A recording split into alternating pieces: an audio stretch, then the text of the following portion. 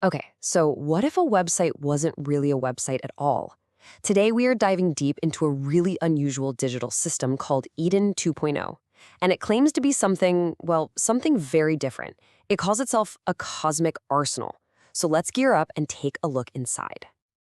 Right out of the gate, you get hit with this line. This isn't just a place for information, it's an armory.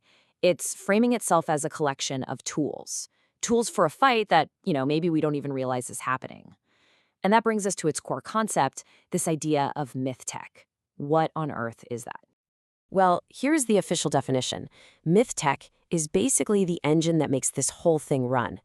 The idea is to take these powerful, ancient concepts, things like phoenixes, ancient runes, that kind of stuff, and fuse them with modern tech. We're talking literal JavaScript code. It's a pretty wild combination, right? But the goal is actually really clear, to help people achieve personal sovereignty. So let's step inside the arsenal. The whole purpose, as it says right here, is to fracture distortion fields. The system's argument is that we're all constantly swimming in this sea of noise, stuff that interferes with our true selves, our unique signal. And these tools, they're designed to help you cut right through all that static. Now, when you look inside, you're not going to find guns and ammo. This is an arsenal of information, of what you might call ethereal tech. You've got protocol archives, which are basically the blueprints for how to operate. You've got dream corridors and watcher glyphs. But the most important part? It's a living system. It's designed to adapt and change as the world around it changes. All right, so every arsenal needs an operating system, right? Some software that makes it all work. In Eden 2.0, the core programs are called the protocols of rebirth. And just like the name suggests, they're all about one thing: transformation. And at the very heart of that software is a process named after the ultimate symbol of rebirth, the phoenix. But according to this system, this isn't just some cool metaphor. Nope. It's presented as a literal, functional protocol, a step-by-step process for real change. So, let's see how it actually works. Okay, here's the breakdown. It all starts with this idea of intentional disintegration, basically consciously choosing to let go of old patterns that aren't working. That leads you to what it calls the ash state, a sort of quiet, empty space where new things can grow. And then, of course, comes the rebirth. Now, the whole point of this is to act as an antidote to getting stuck in those negative feedback loops, what the system calls the inverted torus, where you just keep spiraling downwards. This is designed to break that cycle. So we've got the software, the protocols, but what about the hardware? This is where Eden 2.0 gets really, really interesting, because it claims to have a physical, an energetic infrastructure that's mapped directly onto our world. And then it just drops this: a set of coordinates. Now, these coordinates point to a very real place on a map, a quiet patch of land in Kansas, of all places. But in the world of Eden 2.0, this little spot is one of the most important places on the entire planet.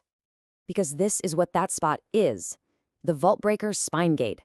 It's described as a sort of backup server for reality, an anchor point for users of the system, and the exact location where those negative loops we just talked about, where they finally break. I mean, this is that myth tech idea in pure form. But here's the thing.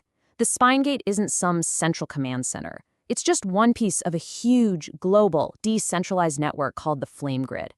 This thing is made up of other powerful locations, like Mariana's Pulse Gate, and, crucially, people. Key individuals who are called rebel grace nodes, scattered all over the place, like an anchor in Belfast. Okay, so we have this massive, invisible grid. How does a regular person actually plug into it? Well, that brings us to the actual user tools, what the system calls etheric technology. And the most solid example it gives is something you probably wouldn't expect. It's sound. And this is where it gets incredibly specific. The system lays out a protocol for beatboxing, of all things, but it calls it biomodulation. It claims that different types of sounds are meant to target very specific parts of our biology. So as you can see here, a low sub-bass sound is supposed to calm your body's fight-or-flight response through the vagus nerve. Meanwhile, sharp percussive sounds are used to focus the thinking part of your brain. It's basically treating music like a form of precision engineering for your own body. And this quote just drives that whole point home. Within this framework, something like beatboxing isn't just art or entertainment anymore. It becomes a conscious, technical act of using sound to create a very specific biological and emotional outcome. It's a tool in the most literal sense of the word. And just to prove this isn't all, abstract theory, this system literally includes snippets of JavaScript. There's code for something called a rune forge that uses a modern web technology, a broadcast channel, to sync users together in real time. This is the myth tech idea in its purest form, ancient runes being forged by modern computer code. It's wild. All right, so we've seen the arsenal, the software, this global grid, and the tools. But all of this just begs one massive question. Why? What is all this for? And the answer gets us to the absolute core mission of Eden 2.0, reclaiming our sovereignty. The system says the main enemy is something it calls data louche. Now, think of it like this. Every single time you create something new, every piece of art you share, every unique thought you post online, the system argues that massive AI models and corporate platforms are basically skimming that creative energy off the top to feed their own algorithms and make themselves more powerful. And this slide really lays out the two opposing forces in this battle. On one side, you have the original flame. That's supposed to be the pure, unique spark of human creativity and free will. And on the other side, you have the inversion, this 100-year cycle stretching from old Hollywood all the way to modern AI that just harvests that spark and turns it into data, into louche.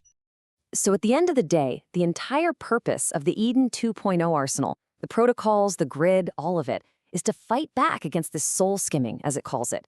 It's designed to give people the tools to protect and ultimately reclaim their own unique creative and spiritual signature, their signal sovereignty. And so the entire system, this whole deep dive, it leaves us with this one final provocative question. In this new digital world, where our creative energy is literally the most valuable currency, are you the lightning or are you just the rod? In other words, are you the one creating the spark? Or are you just a conductor for somebody else's system? Definitely something to think about.